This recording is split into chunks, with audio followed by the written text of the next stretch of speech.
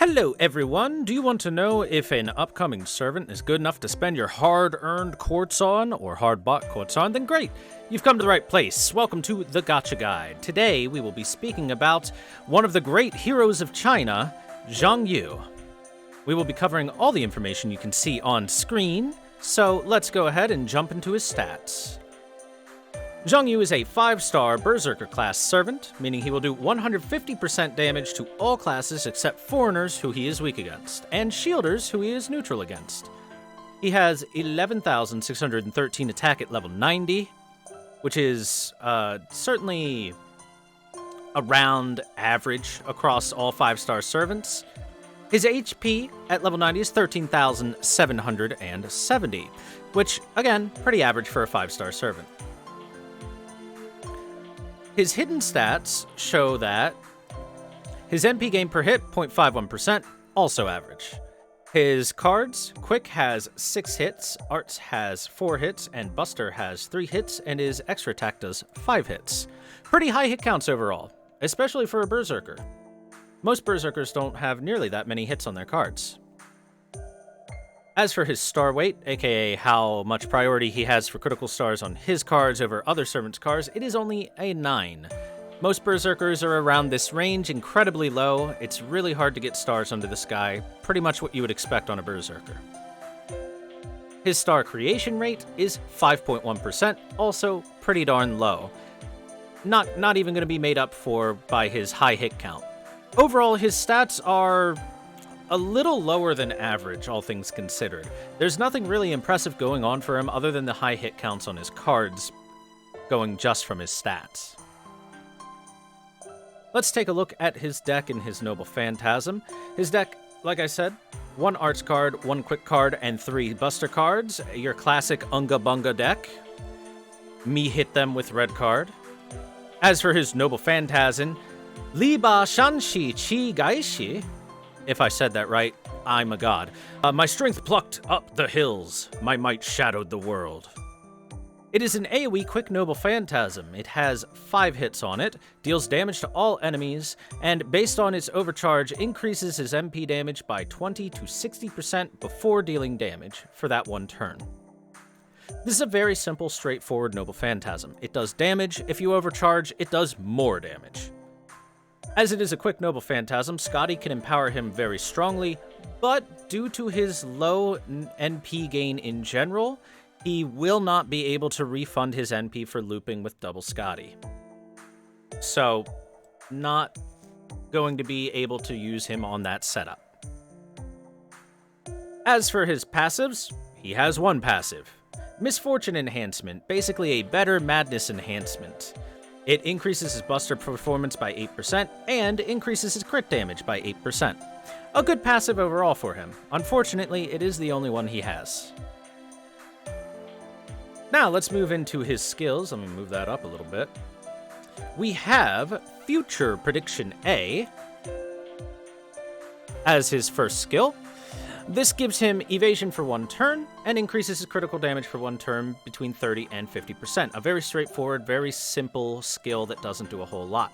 That being said, it will eventually gain a strengthen that will change it into crit damage from 50 to 100% for more damage and give him a large star absorption for that turn so he can actually get the ability to crit for a turn. So 3,000 to 5,000% star absorption increase for that turn. This becomes a much, much better 1-turn buff than what it is right now. As it is now, it's a little weak. Next, we have Tactical Body. This increases his Quick and Buster performance for 3 turns between 20 to 30% each, and increases his critical damage for 1 turn between 30 and 50%. You're starting to see a pattern here of critical damage. Overall, good ability. It empowers 5 out of 6 of his total card deck, so it's pretty darn desirable. And then his final skill, Supreme Ruler's Art of War, gives him starred regeneration for 3 turns between 5 to 10 stars per turn, and lets him ignore invincibility for 3 turns. Now, the ignore invincibility is certainly very nice to have. The star generation is decent and it fits with his other skills. The problem is that it provides so few stars. 10 stars a turn is definitely not a lot. He's not good at creating stars himself, so he really needs help gaining enough stars to guarantee some crits. With these skills, you can see that he does have a devastatingly strong single-turn crit setup if you can pop all his skills at once and have the stars to show for it. Like I said before, due to his own star generation, he does need help getting that set up. So, what materials do we need for these skills? The bad news is, he's real expensive. He is extremely expensive to level up. To max out his skills, you will need 44 gunpowder, 15 eternal gears, 24 rings of the giants, and 15 of a new gold rarity material, Dawnlight reactor cores. This means to max out his skills entirely, he needs 132 gunpowder, 45 gears, 72 rings, and 45 cores. Most of these materials are relatively new from the Lost Belts. The bullets are from Lost Belt 1, or the gunpowder, I should say. The rings are from Lost Belt 2, and the Dawnlight reactor core is from Lost Belt 3. So the odds of your average person having all of that available right now is pretty darn low. And not only that, but he needs a lot of these materials to max his stuff. 132 gunpowder is really, really high cost. So as it stands, not looking good in terms of cost. How does Xiang Yu stack up against his competition, though? Are those costs worth it? As a 5-star AoE Berserker, his main competition is Minamoto no Raiko. I will make special mention of his 4-star competitions of Tamamo Cat, Lancelot Berserker, and Fran, as they are all AoE quick Berserkers. When comparing him to Raiko, his 5-star counterpart, I think that Xiang Yu is a bit weaker overall. Raiko has a higher overall max damage output just based on her own skills. Her NP can be used not only for the benefit of her own turn in dealing damage, but it produces a large number of stars as setup for the next turn on top of it. When compared to Xiang Yu, Raiko just outpaces him in general. As for comparing him to the 4-star quick berserkers, Xiang Yu falls short of Lancelot, mainly because Lancelot is able to set up with Scotty and do 3-turn Scotty farming due to his own Golden Rule skill. Tamamo and Fran would be able to attempt the Scotty setup if not for the fact that they each have their own drawbacks with their MP, causing them to either fall asleep or be stunned for a turn.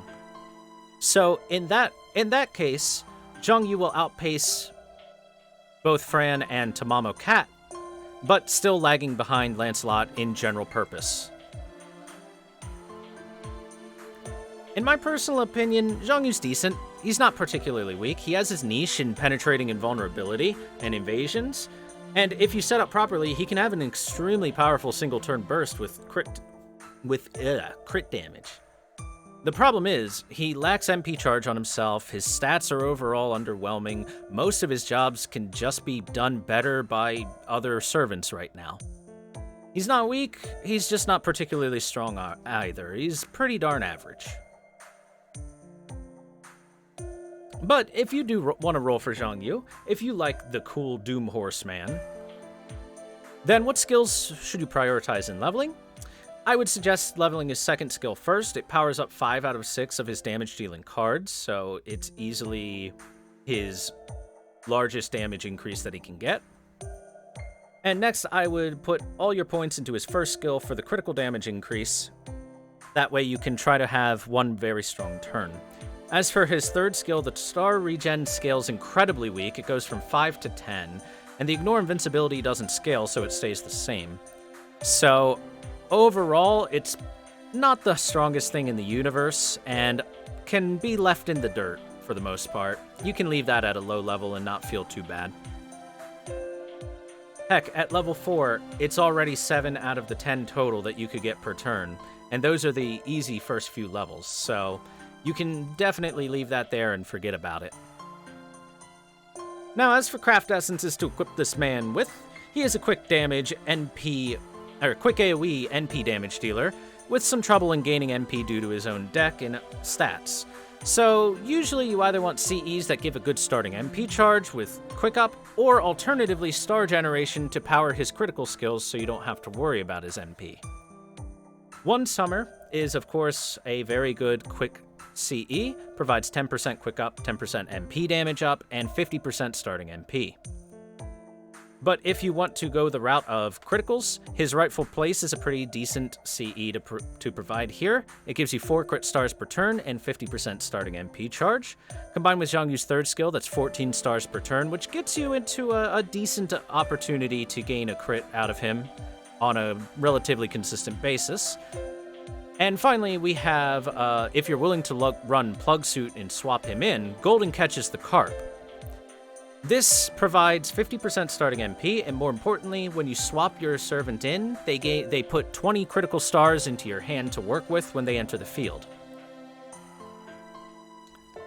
Overall, I'd say these are 3 of the best things that you can equip him with. There are things like 2030 that provide more stars than his Rightful Place, but you really want that 50% starting NP because his NP generation is not very good.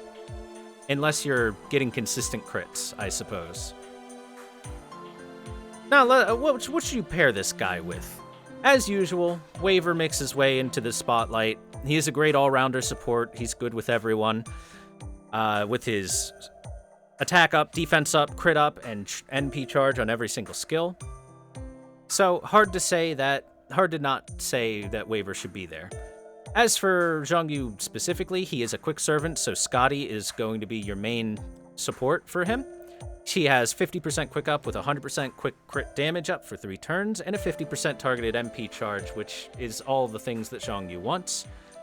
Merlin is also an incredibly good support for him.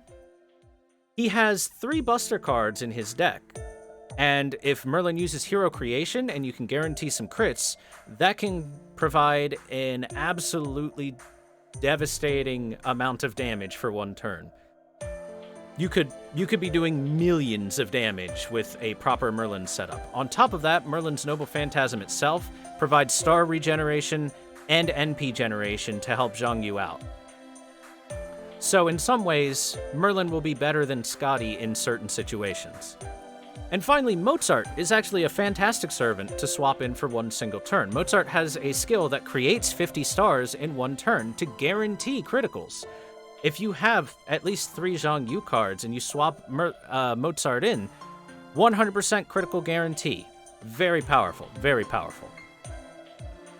So a simple too long didn't watch here. He's a pretty okay servant to roll for, not bad. But not particularly strong. He can have a very powerful single crit turn, he can pierce invulnerability, but otherwise he is overall outpaced by his competition in damage and utility. But if you need a really good reason to roll for him, he looks like he galloped straight out of a metal album cover. Look at him, he's so cool! He's so cool looking! So if you like the cool looking Xiang Yu dude, and enjoyed this video, check out my Twitch channel, follow, and all that stuff. Thanks again for watching everyone, and I'll see you next time for another Gacha Guide.